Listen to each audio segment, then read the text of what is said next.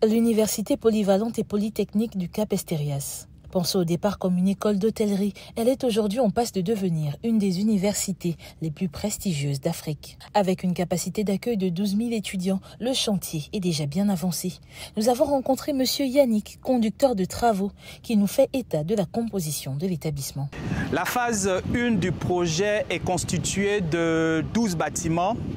Dans les 12, nous avons un bâtiment amphithéâtre, 2 bâtiments pédagogiques, avec la différence entre les deux, c'est qu'il y a un bâtiment où on a la bibliothèque et un autre bâtiment pédagogique où on a l'infirmerie, et d'un bâtiment administratif. Et ensuite, nous avons 4 bâtiments dortoirs prévus pour recevoir les étudiants. Nous avons un bâtiment hôtel avec à l'intérieur, nous avons un restaurant universitaire et nous avons 2 logements, notamment un logement vice-recteur et un logement du recteur, y compris aussi un logement prévu pour les enseignants, pour éventuellement les enseignants vacataires. Ça, c'est pour la phase 1.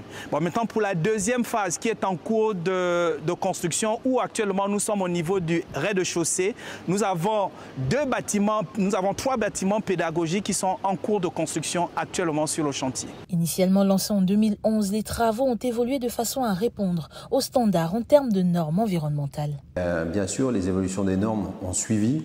Donc on a aussi pu faire évoluer cette université sur des normes environnementales supérieures, donc avec quelques exemples comme par exemple tout le luminaire est en LED, l'éclairage solaire, les vitrages qui sont d'une qualité supérieure et les enveloppes du bâtiment qui ont été en double enveloppe de manière à pouvoir avoir un échange thermique moins important. Donc voilà un petit peu les principaux sujets qui nous permettent aujourd'hui, si on le voulait, on pourrait viser la classification dans un label EDGE sans souci. Quelles sont les principales difficultés rencontrées dans la conduite de ces travaux? Nous avons actuellement comme difficulté sur le chantier, c'est l'approvisionnement en tout ce qui concerne le matériau. Vous voyez, actuellement, nous sommes en phase de seconde œuvre et pour avoir tout ce qui est câblage et tout ce qui est habillage mural pour réaliser l'ensemble du projet, nous sommes obligés de tout emporter de l'extérieur.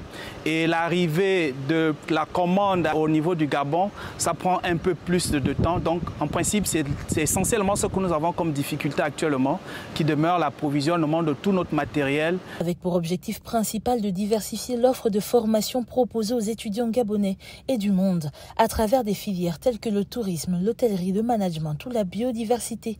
L'ouverture prochaine de cette académie est vivement attendue. En termes de pourcentage d'exécution, nous nous situons à 64%.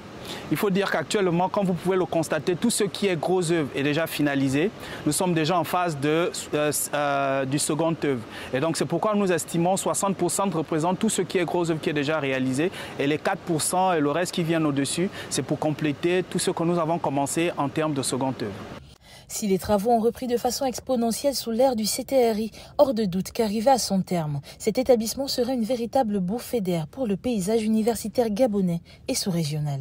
Ici, à l'université polyvalente et polytechnique du Cap-Esterias, c'était Joyce Akoma, Boris Lengoma et les responsables du chantier pour CTRI News.